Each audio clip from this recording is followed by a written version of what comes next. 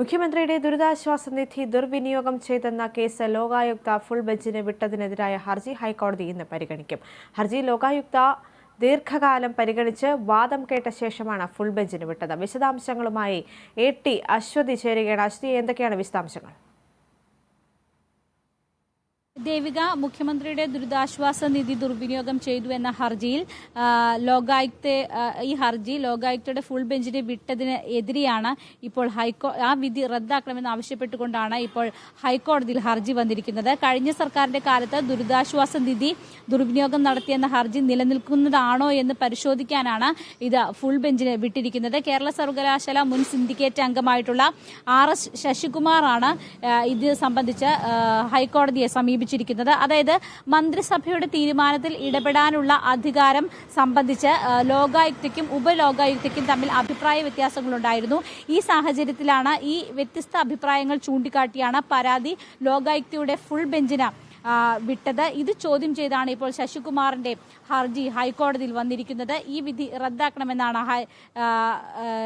ശശികുമാർ ആവശ്യപ്പെട്ടിരിക്കുന്നത്. ലോകായുക്തയുടെ full bench ഈ വിഷയം ജൂൺ 5-ന് പരിഗണിക്കാനിരിക്കുന്ന സാഹചര്യത്തിൽ കൂടിയാണ് ഈ വിഷയം ഇപ്പോൾ പരിഗണനയിൽ വരുന്നത്.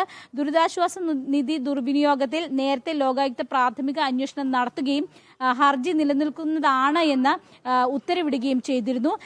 വീണ്ടും ഹർജിയുടെ സാധുത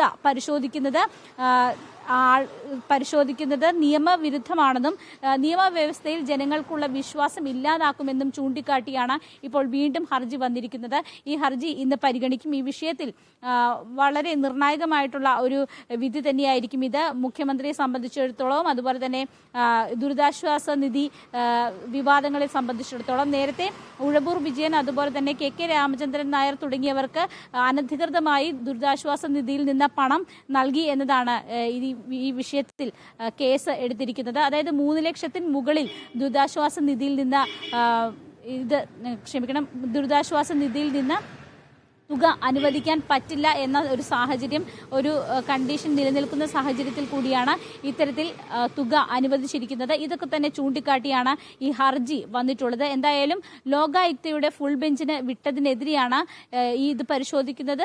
ലോകായുക്തയുടെ ഫുൾ ബെഞ്ചിന് വിട്ടതിന് എതിരെയാണ് ഇപ്പോൾ വീണ്ടും അത് ചോദ്യം ചെയ്തുകൊണ്ടാണ് ഹൈക്കോടതിയിൽ ഈ ഹർജി ഇപ്പോൾ വന്നിരിക്കുന്നത്. ദേവിക, അശ്വതി, നിയമവിദഗ്ധരുടെ അഭിപ്രായത്തിൽ അല്ലെങ്കിൽ ഇപ്പോഴത്തെ നിലവിലത്തെ സാഹചര്യം കണക്കിലെടുത്ത ഹൈക്കോടതി ലോകായുക്തയുടെ വിധി ശരിവെച്ചുകൊണ്ടായിരിക്കുമോ ഇന്ന് ഈ ഒരു ഹർജി പരിഗണിക്കുക? അല്ലെങ്കിൽ എതിരാണെങ്കിൽ എന്തായിരിക്കും അടുത്ത നീക്കം?